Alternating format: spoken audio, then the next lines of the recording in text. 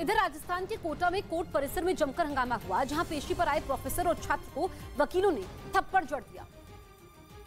Court में पेशी पर आए प्रोफेसर और छात्र पर नंबर बढ़ाने के बदले अपनी स्टूडेंट से फिजिकल रिलेशन की डिमांड का आरोप है। इस केस में सुनवाई के बाद कोर्ट ने दोनों को 25 दिसंबर तक रिमांड पर भेजने का आदेश दिया, लेकिन जैसे ही दोनों आरोपियों को कोर्ट से बाहर ले जाया गया, वहां वकीलों ने हंगामा शुरू कर दिया। इस बीच वकीलों के एक ग्रुप ने आरोपी प्रोफेसर गिरीश परमार और छात्र पर धावा बोल दिया, जिसके बाद आरोपियों की सुरक्षा को देखते हुए 4 थानों की पुलिस को कोर्ट परिसर में तैनात किया गया और कड़ी सुरक्षा के बीच आरोपियों को कोर्ट से बाहर निकाला गया। लेकिन वकीलों ने पुलिस को चुनौती दी है, जब जब आरोपी प्रोफेसर और छात्र को कोर्ट में पेशी पर लाया जाएगा, इसी तरह उनकी पिटाई की जाएगी।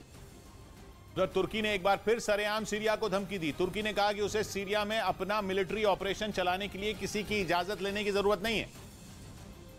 मतलब तुर्की ने ये ताल ठोक कर ऐलान कर दिया कि अपने दुश्मन को ठिकाने लगाने के लिए वो किसी भी... अगर आपका क्रेडिट स्कोर कम है तो बैंक लोन छोड़िए, शादी के लिए लड़की भी नहीं मिलेगी। क्रेडिट स्कोर इम्प्रूव करना है तो फ्रीडम ऐप को अभी डाउनलोड करो।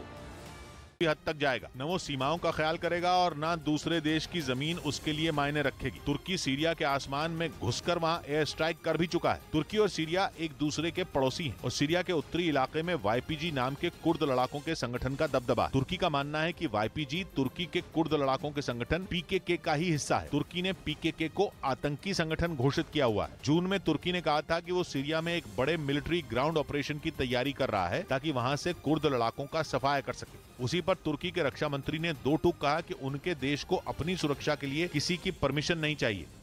हैकर जॉर्ज हॉट्स ने ट्विटर से महज 4 हफ्ते में ही इस्तीफा दे दिया। जॉर्ज हॉट्स आईफोन हैक करने की वजह से सुर्खियों में आए थे, जिन्हें पिछले महीने ही एलॉन मस्क ने ट्विटर में इंटर्नशिप पर रखा था और महज 4 हफ्ते में ही जॉर्ज हॉट्स ने ट्विटर छोड़ दिया, जिसकी जानकारी जॉर्ज हॉट्स ने ट्वीट करके दी।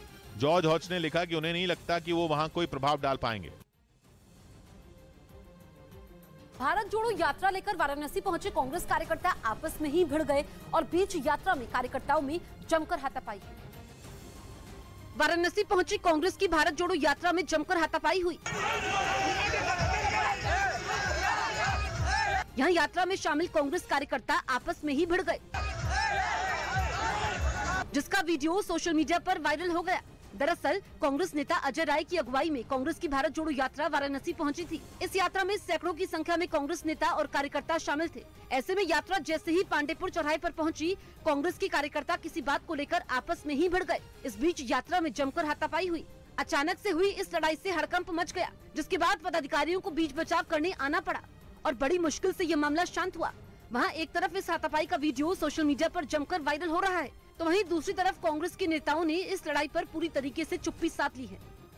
कांग्रेस नेता राज बब्बर राहुल गांधी की भारत जोड़ो यात्रा से दूरी बना सकते हैं। सूत्रों के हवाले से खबर है कि यूपी में भारत जोड़ो यात्रा की संचालन समिति में नाम न होने से राज बब्बर नाराज हैं। इसलिए जब राहुल गांधी की भारत जोड़ो यात्रा यूपी पहुंचेगी तो राज बब्बर के उसमें शामिल होने की संभावना नहीं है। सूत्रों के मुताबिक पार्टी के कुछ नेता राज बब्बर को मनाने की कोशिश कर रहे हैं ताकि वो यात्रा में शामिल रहें और विरोधियों को पार्टी पर निशाना साधने का मौका न मिल सके। उधर अमेरिका ने हाइपरसोनिक स्पीड वाले जासूसी ड्रोन बनाने की तैयारी शुरू कर दी। इसके लिए उसने करोड़ों रुपए का बजट भी बना लिया और जासूसी ड्रोन बनाने के लिए कॉन्ट्रैक्टर भी ढूंढ लिया।